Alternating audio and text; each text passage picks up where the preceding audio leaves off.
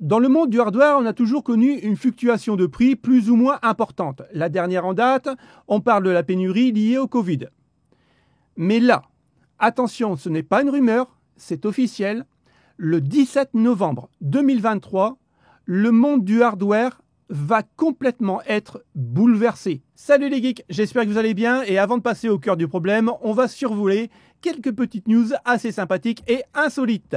La première, c'est une carte dédiée au minage qui a été reconvertie par un YouTuber en carte de gaming. À la base, cette carte de minage n'a pas de port HDMI ni de port DisplayPort. Lui a décidé avec son petit fer à souder de remettre des ports HDMI pour la tester en gaming. Et ça donne quoi ? En fait, cette carte est assimilée à une RTX 2080 Ti qui tourne encore pas mal de nos jours. Et à l'époque, c'était vraiment la Rolls de chez Nvidia. Et bien pour le coup, même en retrafiquant un peu cette carte de minage, en jeu, c'est pas terrible du tout. Et c'est bête parce que quelque part, comme le minage s'est vraiment cassé la gueule, alors apparemment, entre parenthèses, ça pourrait redevenir vraiment l'Eldorado, à ce qui paraît. Bon, moi, j'y connais pas grand-chose et ça ne m'intéresse pas, mais apparemment, ça serait le sujet. Mais là, pour le coup, acheter des cartes de minage que prévues par le minage pour remettre en gaming, ça vaut pas le coup. Et je trouve ça vraiment dommage.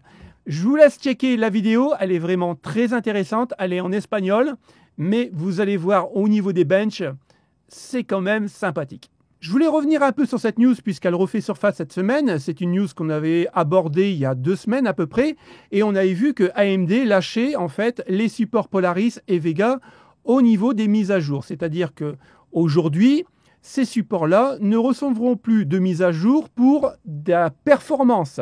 Il y aura de la mise à jour simplement pour la sécurité. C'est tout.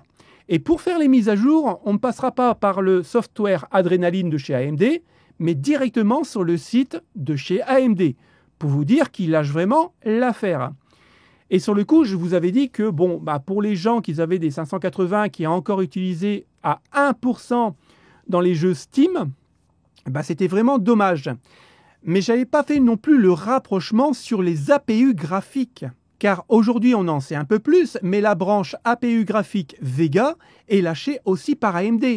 Donc les gens qui ont des Ryzen 5000G, 4000G, 3000G, 2000G, voire même, attention, des ordinateurs avec des Ryzen 5000, 4000, 3000, 2000, estampillés Vega, n'auront plus de mise à jour. Concernant les cartes graphiques, on pourrait se dire ils ont entre 7 et 8 ans d'âge, c'est normal que AMD les abandonne. Ok, on passe aux nouvelles générations pour un upgrade. Ok, je le comprends bien. Mais attention, aujourd'hui, à l'heure où je vous parle, on a encore des ordinateurs portables avec des Ryzen 5000 et des APU Vega en vente. Donc, c'est-à-dire que si tu achètes un ordinateur portable avec un APU graphique Vega, au moment où tu le reçois, il est déjà obsolète. Donc, dans ce cas-là, on abandonne les APU graphiques, ok, pas de problème, mais on retire tous les APU graphiques en vente, parce que là, c'est de l'arnaque. Eh bien oui, je vous l'accorde, on va encore reparler de RTX 4000 Super, puisque cette fois-ci, et je vous le fais remarquer à chaque fois, avant de parler de RTX 4000, ce n'est plus une rumeur. Eh bien non, les spécifications des RTX 4000 Super sont tombées, et c'est le conseil d'administration qui nous les donne. La semaine dernière, on était encore sur le coup d'une rumeur et on ne savait pas vraiment quel GPU aurait ces 3 fameuses cartes graphiques. Aujourd'hui, c'est officiel. La 4080 Super AD103 400, la 4070 Ti Super AD103 275, la 4070 Super AD104 350.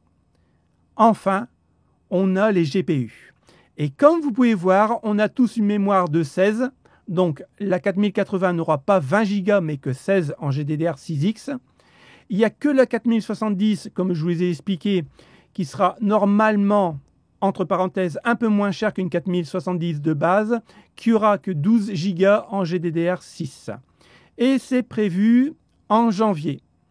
Et il y a quand même quelque chose qui doit vous faire sursauter dans ce tableau.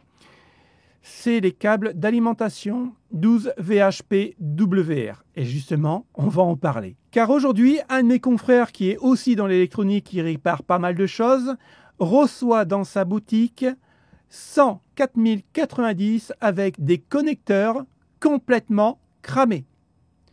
Et comme j'ai pu le dire auparavant, lui aussi le précise, ce n'est pas la faute des utilisateurs, c'est bien la faute de la maison mère Nvidia qui a prévu des connecteurs merdiques et malheureusement ça crame encore. Mais rappelez-vous, pour sa défense, Nvidia et même Gamer Nexus avaient dit « Vous ne savez pas monter des cartes graphiques et c'est à cause de ça que vous cramez les cartes graphiques ». Et maintenant, Nvidia est en train de rechanger ses connecteurs 12 VHPWR pour mettre simplement des connecteurs en 12 V2x6. Ben oui. Comme quoi, même les plus grandes marques n'ont pas le courage de dire la vérité. En début de vidéo, j'étais vraiment pessimiste sur le monde du hardware et je vous disais qu'il allait vraiment changer à partir du 17 novembre 2023. On va venir sur ce sujet et on va parler des sanctions US. Aujourd'hui, à l'heure où je vous parle, on est le 13, oui, j'ai un jour d'avance sur le tournage de la vidéo, et la 4090 sur le marché chinois, elle a quasiment doublé de prix. Jusque-là, en gros, quelque part, ça ne nous concerne pas vraiment, puisque la 4090, même à la base, est hors de prix. Et personne ne peut se l'acheter, quasiment. Mais, ce que je n'avais pas compris, et je vais essayer de l'expliquer, et j'espère que je me trompe, attention, hein, je dis bien j'espère que je me trompe, parce que si je ne me trompe pas, les amis, les cartes graphiques vont être à un prix abominable, même en Europe. Puisque la 4090 sera interdite en vente à partir du 17 novembre 2023, mais il sera interdit de la fabriquer en Chine. Et c'est là tout le problème.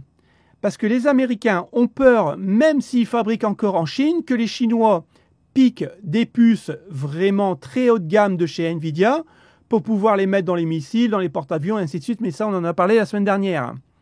Et comme la 4090 ne pourra plus être produite parce que toutes les cartes haut de gamme ne seront plus produites en Chine, de peur justement qu'on pique des puces, ça pose un sérieux problème pour nous.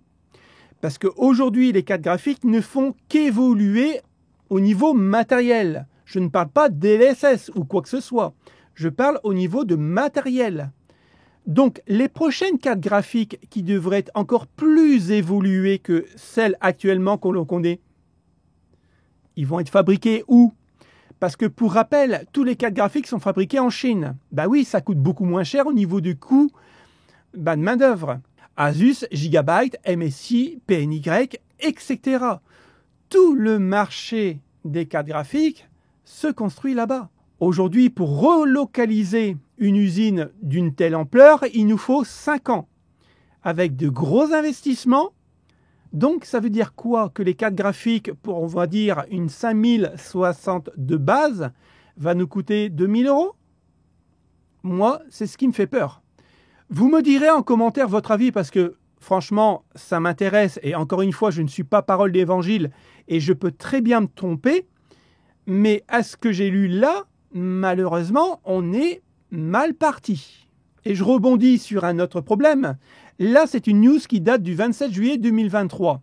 Et comme vous avez pu voir dans la miniature, on reparle encore une fois d'une RTX 4090 Ti. Car la 4090 Ti refait surface, mais attention, ils vont la construire où? C'est tout le problème des futures cartes graphiques, que ce soit chez Intel. Encore, Intel, c'est encore différent parce qu'il y a ses chaînes de production.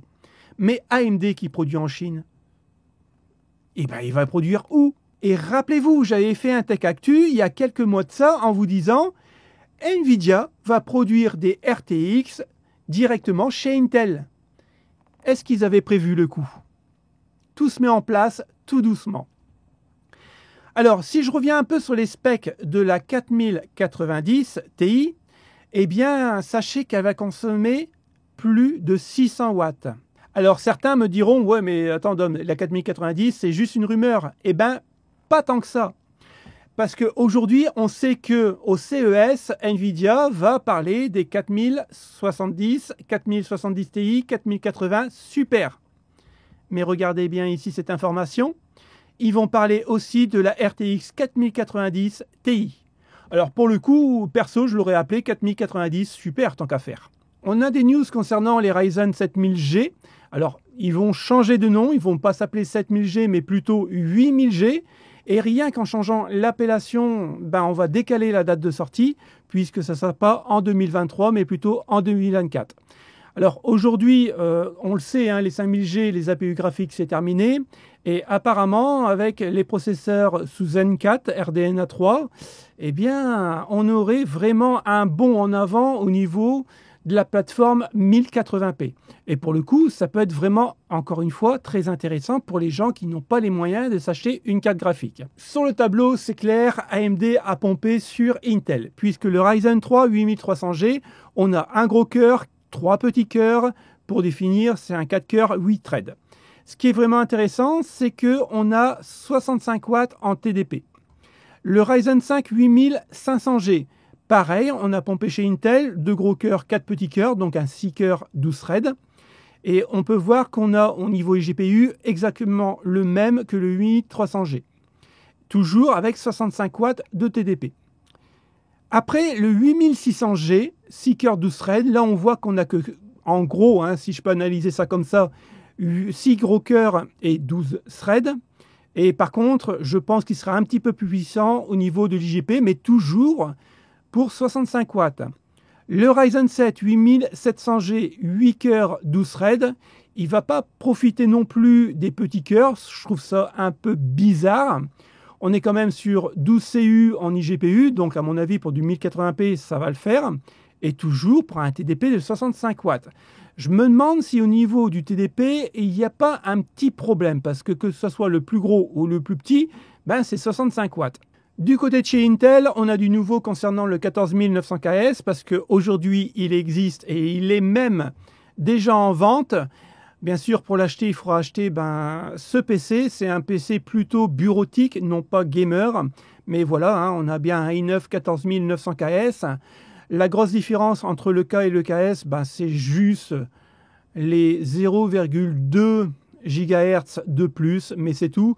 Ça va vraiment être pour des gens qui aiment overclocker ou c'est leur passion. Sinon, pour, on va dire, le commun des mortels, ça ne sert strictement à rien.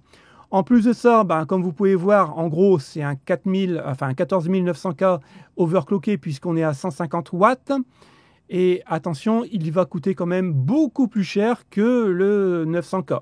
Donc franchement, pour le commun des mortels, c'est un processeur juste à bannir, quoi. Le Tech Actu est fini, j'espère que ça vous a plu. Si ça vous a plu, le petit pouce bleu, c'est la récompense. Et puis bien sûr, abonnez-vous. Vendredi 18h, notez bien cette date parce que ça va être une vidéo assez spéciale et j'espère que ça vous fera plaisir. Alors, à vendredi 18h, salut les potes, ciao ciao.